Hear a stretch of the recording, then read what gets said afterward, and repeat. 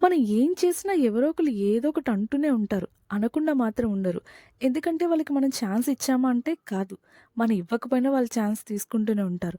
మన లైఫ్‌లో వాళ్ళేదో అన్నారు, వీళ్ళేదో అన్నారని చెప్పి మన లైఫ్‌ని అక్కడితోనే స్టాప్ చేసేయలేం. అలా ఒక డిప్రెషన్‌లో కూడా మనం వెళ్ళలేం. అలా వెళ్ళిన తర్వాత మన లైఫ్ ఏముంటుంది మీకు తెలుసా?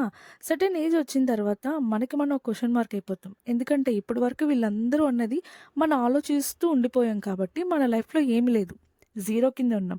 మన లైఫ్‌లో పరిచయమయ్యే ప్రతి ఒక్క పర్సన్ ఒక లెసన్. ఈ లెసన్ అందరికీ అందుకే అనుకుంటారు. మనం ఎందుకు బ్రతుకున్నాం? మన బ్రతుకెందుకు అని. వాళ్ళెవరి కోసమో మనం ఆలోచించొద్దు. ఇప్పుడే మనం ఏం చేయాలనుకున్నా చేసేయాలి. ఎందుకంటే ఈ లైఫ్ మళ్ళీ తిరిగి రమ్మన్నా రాదు. ఈ ఏజ్ మళ్ళీ తిరిగి రమ్మన్నా రాదు కాబట్టి మనకి నచ్చింది మనం చేయాలి. Either good, bad. బ్యాడ్ అయితే అస్సలు సెలెక్ట్ చేసుకోవద్దు. లైఫ్‌లో మనకంటూ ఒక సక్సెస్ ఉండాలంటే మనం తీసుకున్న డెసిషన్ మీదే ఉంటుంది.